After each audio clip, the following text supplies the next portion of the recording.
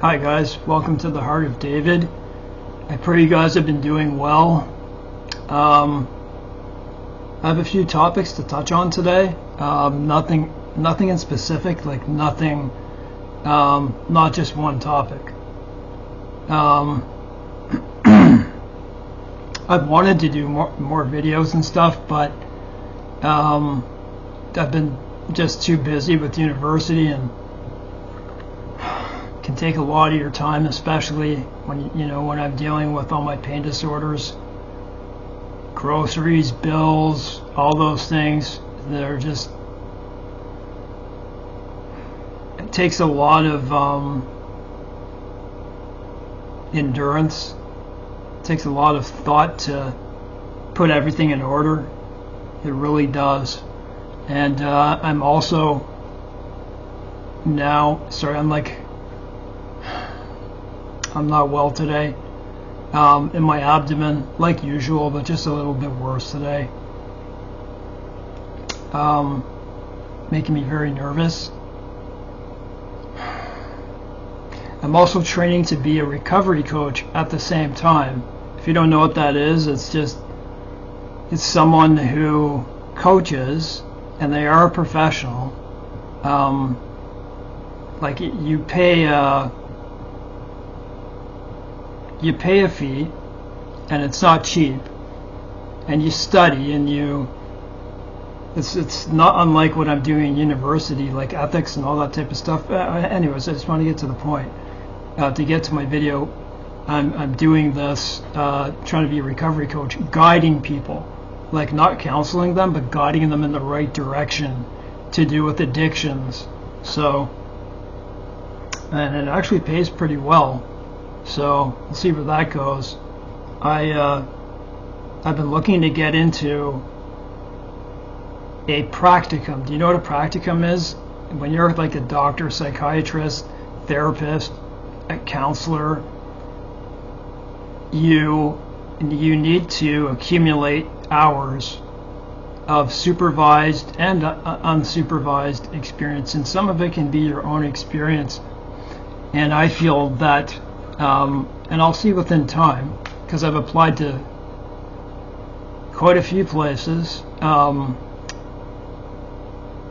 If I'm refused on the basis of my pain, they can't do that where I live. I don't think you can do it in North America.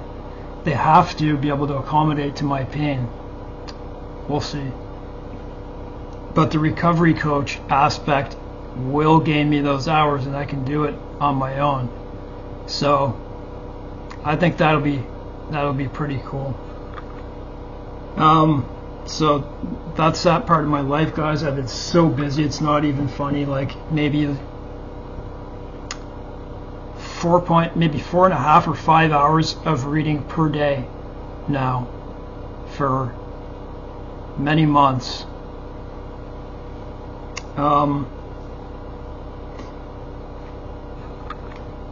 In my last video, and I want to make it clear that Zionism, I understand where it all started. It started in the late 1800s, and it was put forth. If you've read, go look for the letter of David Rothschild, and you'll see where it began. And I understand all the underlying issues, and I read like 50 pages on Wikipedia of how everything happened from the First World War, what was promised, and everything. Now, the land of Israel is always going to be God's land. The question is it for the Jews still, even though they weren't there? I know there were some still there, but I actually don't want to get into that part, because in my last video, what I was discussing were, we are all equal in God. And I said people are afraid that they're going to have the blessing and the curse, right? if you say anything about Jews, if you give your opinion or something, like, you're allowed to give your opinion. If you're saved for good. And yes, you are. Once saved, always saved. And if you stray off that path, if you're truly a believer and you stray off that path, you can stray off that path to a far degree, but God will bring you back.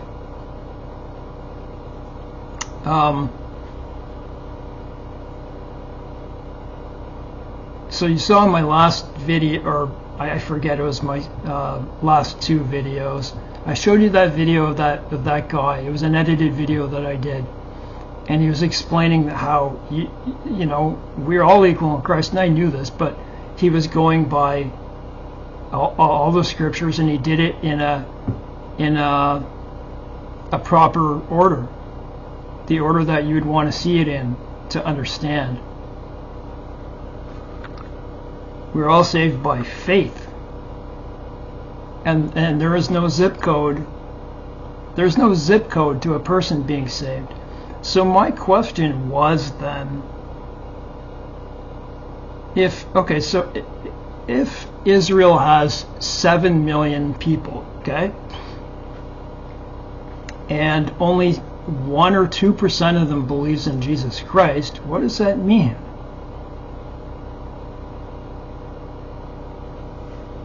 To me, that means that only 1 or 2% is going to be saved. And what you reject Christ, you'll all go to the same place. You accept Christ, we'll all go to the same place. But what confuses me is what is in Zechariah 12. And I'm not going to read it, but I'll try to paraphrase kind of what it says. It says, you know, I will pour out my spirit upon the house of David, and, you know, the house of David will be like God, right? And the house of Judah will be like David. That can be confusing, and I don't know what they mean. Do they mean the Orthodox practicing Judaism? Is that what it is? Because it says, you know, 2/3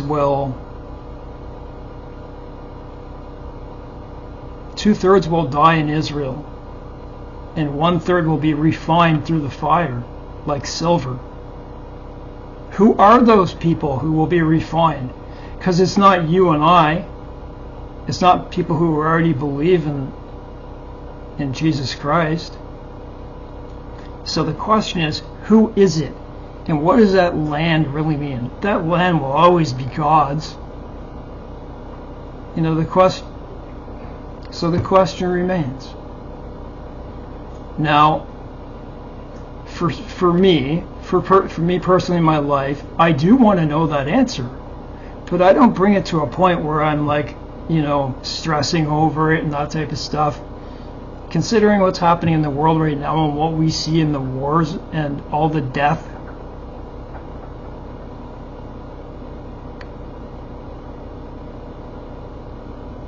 you do wonder, right? A believer wonders. We know that if you don't accept Jesus Christ, they will look upon him that are pierced. So that means they're going to see him. This is how I see this. And I heard this the other day. I knew this in my heart already. Sometimes I can't. You can't put things straight, right? It's not always like that. You're not always able to do that in time. That when they actually look right before they see Christ, they're going to cry out to him. You know where it says, blessed is he who comes in the name of the Lord? I don't know if it'll be that exact saying, but they will call him the Lord like they always had, right? And then they will look upon him whom they had pierced. And they will mourn. Because their country will be ravaged. Likely by Islam, right? And all the surrounding countries. That's how I see it. But my question is always, who is it going to be of this who are going to be saved? People who I don't know, maybe it's people who really truly have a heart for God, because we know in Romans it tells us like very clearly the things that the verses where it says, people who do this naturally are a law unto themselves type thing. I don't know the answer. I don't think anyone knows. Well, when it comes to pass, and someone will have it right, but nobody can claim to have the correct answer, is what I'm saying. So that's Zechariah 12. I'm going to have to pace here for a second, guys. Sorry.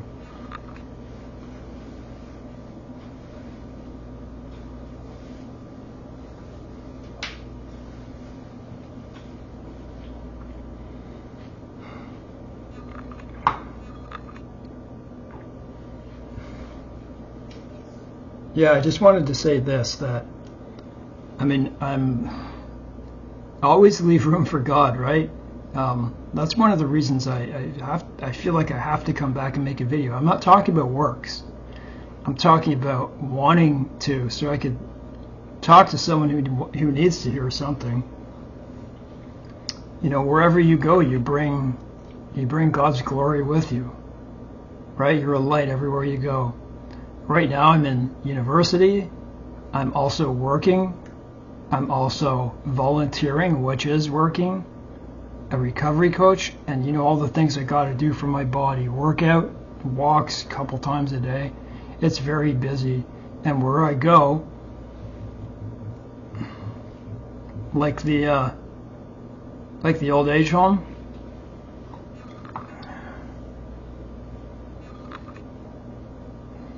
I found a way to preach Christ. So, go in there with the Bible, and whoever does accept does. I don't push it on anybody. I don't. People say like pushing it on people. I don't think it's, unless you're forcefully like trying to force it on someone. If you say it, if you start saying a saying by God, that's not forcing it on anybody. They can choose to accept it or not, and from that point, you don't have to say anything else. There's a way that is forceful, and there's a way that is not, because I'm pretty sure that God wants us to spread the gospel.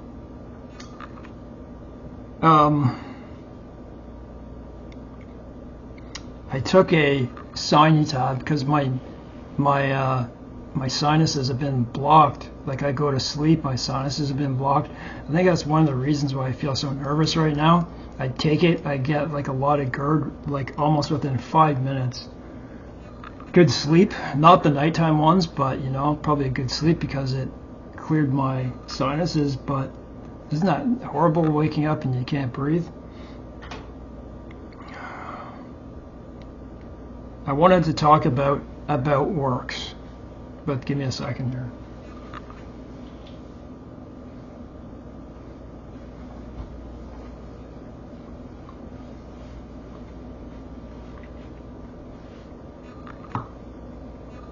Such a contentious issue. I believe when you finally come to a full knowledge of God, that you no longer look at it like that. Is it James 3? I don't know. I forget which, but I know it's the book of James. Faith without works is dead. Now, I see two sides to that. I read a long article by somebody. It was doctrine.org. And he pointed out something, and he said that faith without works is dead may have been true at the time that it was written. Because remember Paul's gospel, which it is Paul's gospel, that he revealed, that was given to him by Jesus Christ, which is the most important thing that's happened so far since Moses. It's better than that, much better than that, the new covenant, right? but being saved by faith by itself.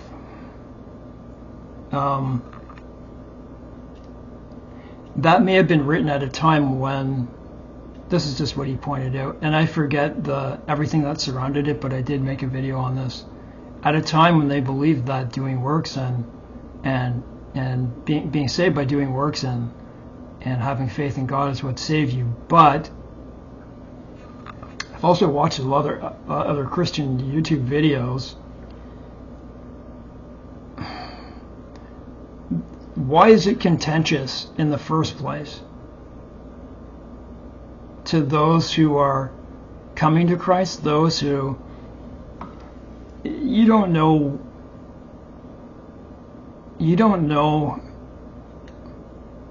where any one person has come from, what denomination, because where that person may have come from may have been so oppressive to them, like the Catholic system, like the any other denomination, charismatic, give money, that type of thing,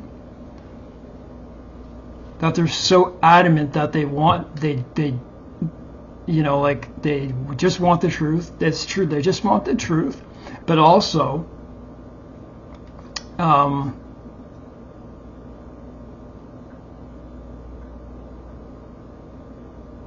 sorry, my mind is kind of blank today, guys.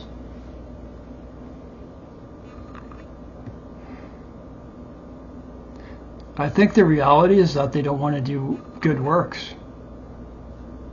Do you think it's anything but? You know, where it says, I'll show you my faith by my works. Here's the reality, here's the antithesis of what I believe about that. And however far you in your journey, when you realize that we are saved by faith alone, like Abraham, but yeah, I'm in a complete blank, guys. Like, I'm not editing this or anything. I can't edit this. Yeah, I'm just going to take a break here for a second. I feel like I'm falling asleep.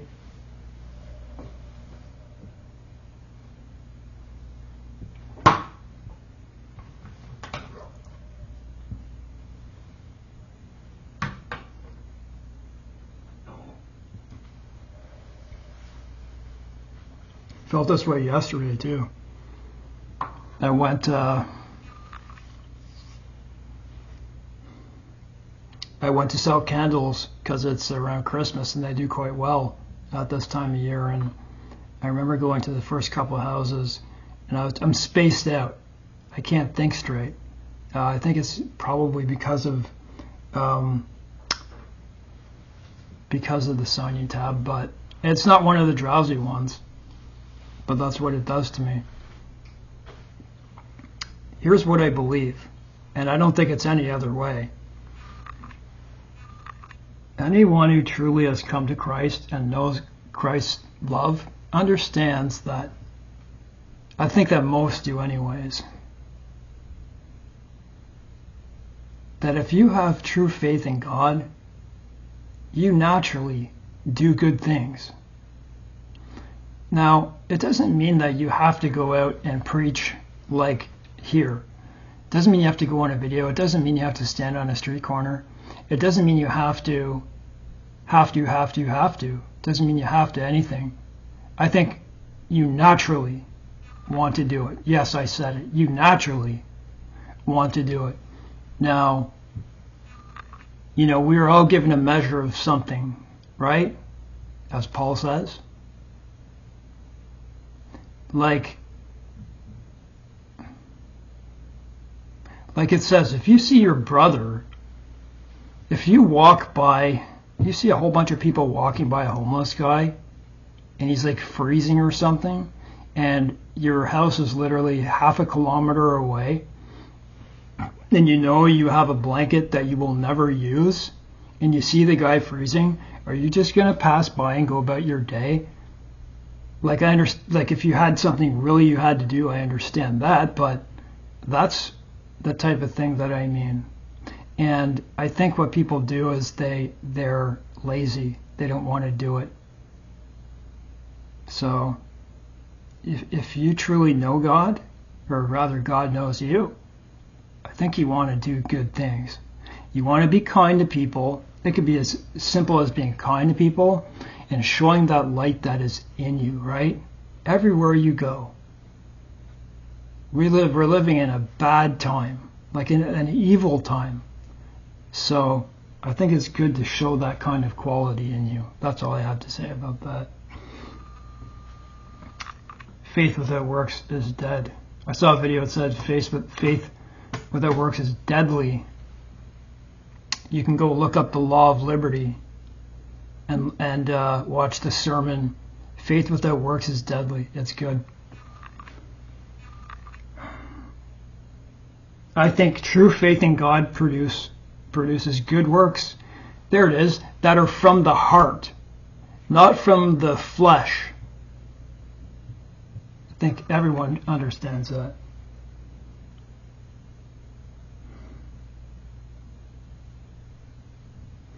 There's just a couple other things I wanted to talk about. I was just watching some stuff, like while I'm doing my morning workout. I was listening to David Icke. Now, I know a lot of people say conspiracy theories, but I was listening to that, and I believe a lot of the stuff he says, because a lot of the stuff cannot be proven right now.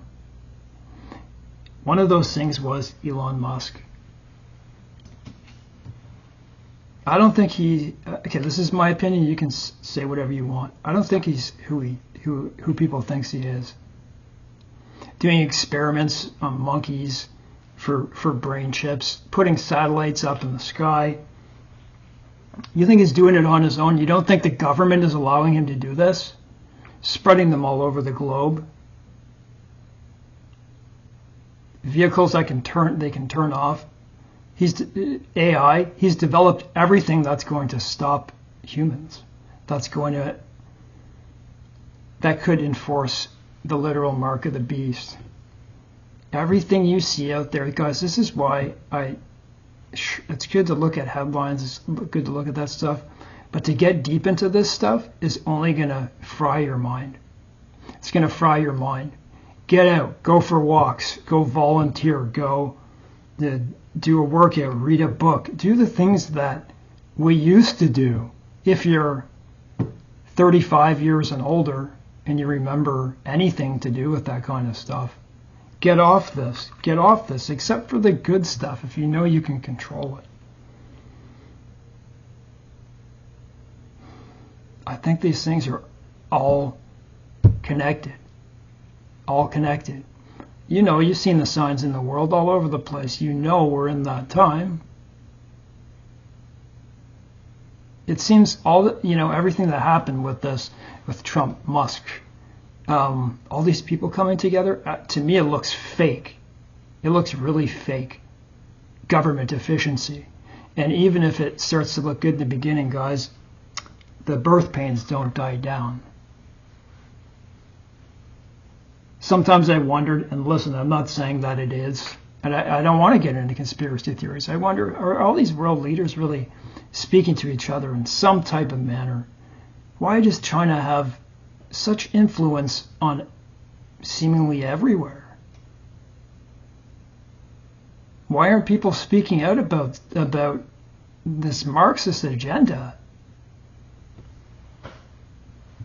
Do you think the government would really, this is what David Icke said, and this is what struck me. Do you think that the government would really allow Elon Musk to take the top after everything they did to us just to go out and buy it for $44 billion? You don't think there's a reason? He's behind every single thing there is. That's why you and I only put our mind on Jesus Christ, because you see the evil coming.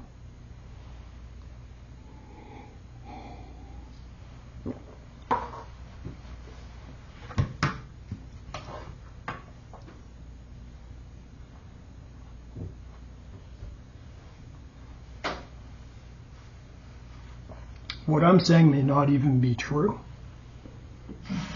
Not that I'm trying to mislead anybody, but everything that that man is saying and doing is strategic. Does anyone just find there's something really strange about it? And now he's coupled with Trump? Just very strange.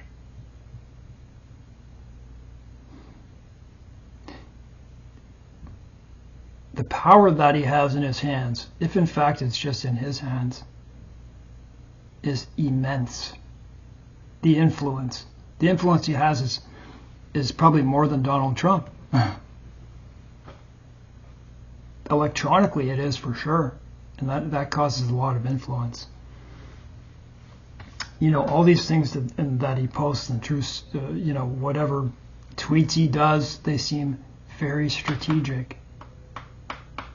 So, I didn't think I was going to do this ever, but I'm going to.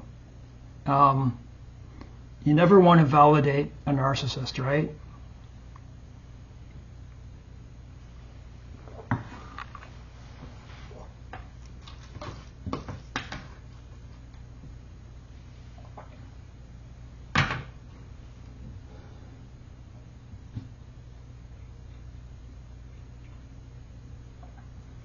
Serious problems with my stomach.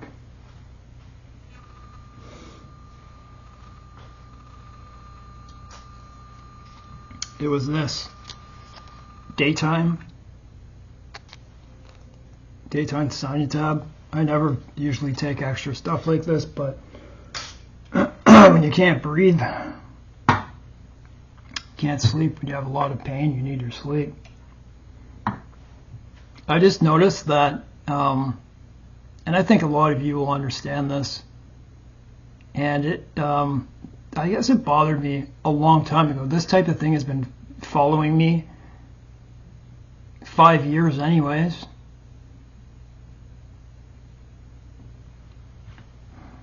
There are either, I don't know what you would call it, narcissistic or antisocial personality disorder. That's what I would say. What else would it be? Someone who really hates you. On my videos, for the longest time, someone, you know, will make, you know, like you can make on Google, you can, you know, if you have a YouTube channel, you can, I don't know, you can make a whole bunch of YouTube channels, and you can make a whole bunch of IDs, and if you you know, have different emails and stuff, you can create all kinds of, you could probably make 20 different channels, and for each channel, you just have to go to those channels, subscribe to somebody, unsubscribe, subscribe, unsubscribe. So I used to look at, you know, like how many people were subscribed to me, okay? And I'm telling you the truth, I don't care about that. If it goes to 0 today, I won't care. I will still come on here and speak. Those type of things don't matter to me anymore. God is the one who gives the increase. If it goes up by 500, that's because of God. I'm too busy. But of course, when I make a video, I look, I see, right? And I do watch my videos. Like before I put it up, I'll listen to it. I usually do that to see if it's effective first, because a lot of the times I feel like I made mistakes, like, you know, with my, like I feel nervous, you know. And so anyways, somebody is, and they do it to me on Marketplace too, sending me messages, pretending to be someone that they wants to buy something off of me. It's like the narcissist I dealt with who lost. Okay? They lost. They lost. Who's trying to get back in little punitive, petty ways. This is the devil, guys. So what they'll do is they'll subscribe. when my subscriber went, and I'm very inquisitive, okay? Like I know, I pay attention to detail. That's just the way I am. Since I got over, if it was under 1,000 subscribers, it was like 2 or 3. They'd go up, down, up, down. They'd put the, the like button, and they'd put it down, up, down, up, down. That's just what they did. That's what they do with their life. Can you imagine?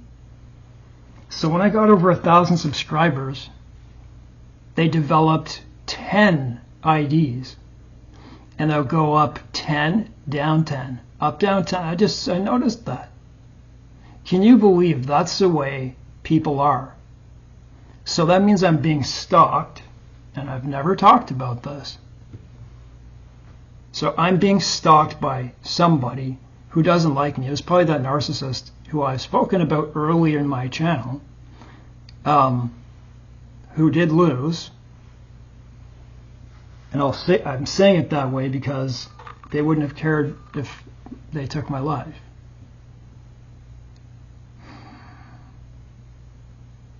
It's just amazing.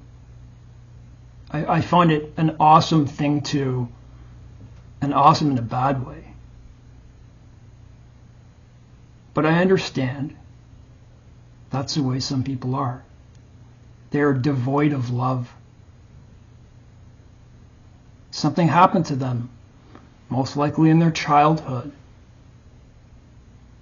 And their parents were mean. And they did the same thing to them. And then they developed this mentality that that's the way the world works. And then when they decided to go that way, all of a sudden, it's like a river. It was diverted. And the more you keep that diversion, the longer, the more you're devoid of love and human beautiful actions in your life. They don't know how to be good to people in any way except for faking with a mask. But that's all I want to say. So if you see that on my videos, it's pretty crazy. So anyways, guys, God bless. I'm just about to do another university course, because I tend to do my work.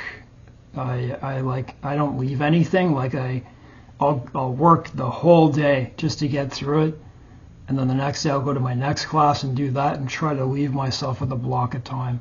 And in that block of time, I just keep studying other stuff, try to get ahead. Oh, and I also wanted to say that it's okay to go after the things that you want to in life. Don't think just because you believe in God. Don't listen to people who say chosen ones don't work a 9-to-5 job. Says who? Where does it say that in the Bible? But I get that, though. I understand what you're saying. A lot of people can't be in those types of environments and stuff. And either can I, but that's because of pain. But it doesn't mean you still can't work. But I chose a profession where I can help people. So people who say that are wrong. Go into somewhere where you can use your empathy and what God gave you. God bless.